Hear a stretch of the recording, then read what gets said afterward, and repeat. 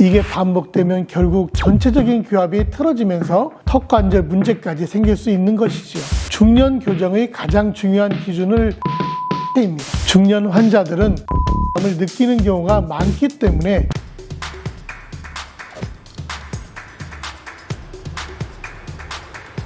안녕하세요. 치아 건강을 이루다 허기호 대표원장입니다. 치아 교정하면 언제가 적기라고 생각하시나요? 보통 초등학생처럼 어린 나이에 해야 한다는 생각들을 많이 하시는데요. 요즘의 치아 교정은 나이를 따지지 않습니다. 치아 교정은 하고 싶지만 늦은 것은 아닐까? 이 나이에 해도 되는 걸까? 고민하시던 중년분들을 위해 오늘은 중년 치아 교정에 대해 준비했습니다. 사실 오히려 중년 이후 치아 교정이 꼭 필요한 분들도 많은데요. 왜 그런지, 어떤 방법이 있는지, 그리고 주의할 점까지 확실하게 짚어드리겠습니다.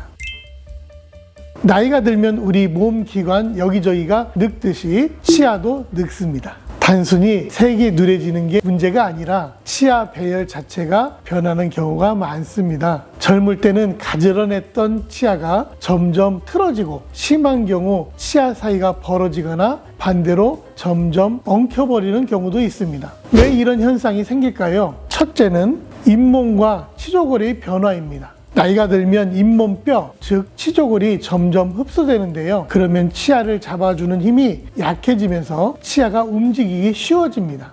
쉽게 말해 치아가 제자리를 지키지 못하고 조금씩 흐트러질 수 있다는 것이죠.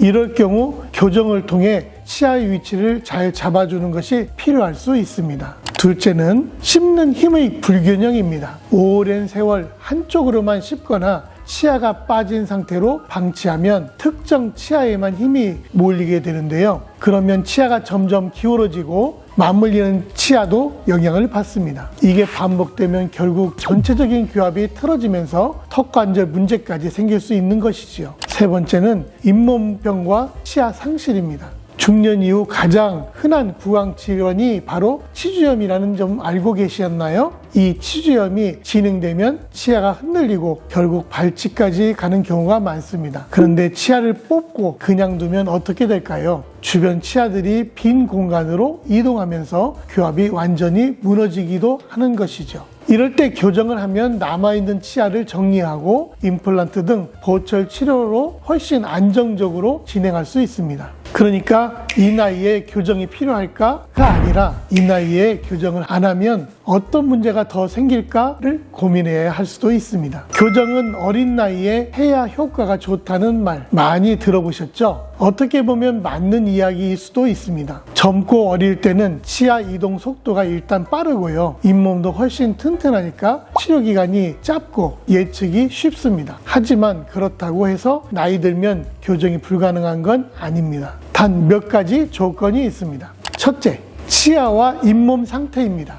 중년 교정의 가장 중요한 기준을 보면 잇몸 상태입니다. 잇몸뼈가 많이 흡수됐거나 치주염이 심하면 교정이 어렵거나 불가능할 수도 있습니다. 그래서 교정을 염두에 두고 계신다면 치과를 찾아서 잘 상담하시고 잇몸 치료부터 진행하셔야 할 수 있습니다. 둘째는 치아 개수와 상태를 고려해야 합니다. 이미 몇 개의 치아가 빠졌다면 전체적인 치료 계획을 세워야 합니다. 교정 후 임플란트를 심을 것인지 아니면 교합을 조정해서 보철물로 해결할 것인지를 미리 결정해야 하죠. 특히 중년 이후에는 단순히 치아 배열만 맞추는 게 아니라 전체적인 교합을 고려한 치료가 필요합니다. 셋째, 교정장치를 더욱 신중하게 선택해야 합니다. 요즘은 교정장치도 다양합니다. 눈에 잘 띄지 않는 투명 교정, 치아 안쪽에 장치를 부착하는 설축 교정, 그리고 전통적인 브라켓 교정까지 선택지가 많습니다. 중년 환자들은 심리적인 부담을 느끼는 경우가 많기 때문에 투명 교정이나 설축 교정을 선호하는 경향이 있습니다. 하지만 치아 이동 속도나 치료 계획에 따라 어떤 방법이 적합할지는 치과에서 의사와 의료진의 상담을 받아보셔야 합니다.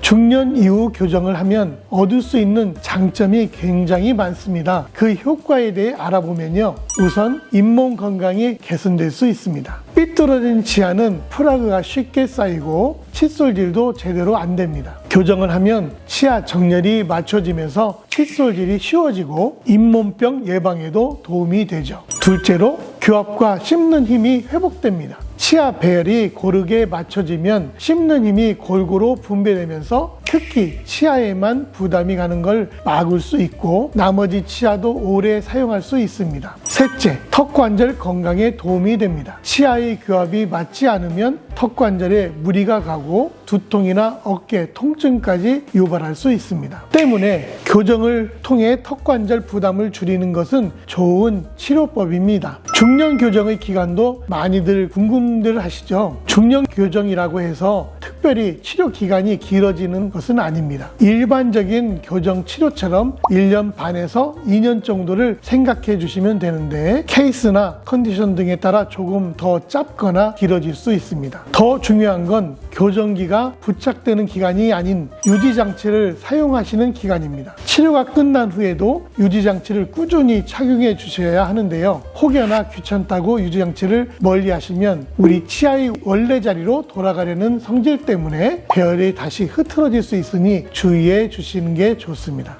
좋아요, 구독, 알림 설정까지 부탁드리겠습니다. 네, 오늘은 이렇게 중년 교정에 대해 알아보았는데요. 치아의 건강은 삶의 질과 아주 밀접한 관련이 있습니다. 그러니 중년 여러분, 아직 늦지 않다는 점 다시 한번 말씀드리고 싶습니다. 그냥 참고 살지 라는 마음은 버리시고 빠르게 치과를 찾으셔서 적절한 치료와 관리를 받으셔서 더욱 즐거운 인생을 누리시길 바라겠습니다. 오늘 내용이 도움이 되셨다면 구독과 좋아요 부탁드리고요. 저는 다음 영상에서 더 유익한 정보로 돌아오겠습니다. 지금까지 치아 건강을 이루다 허교 대표원장이었습니다.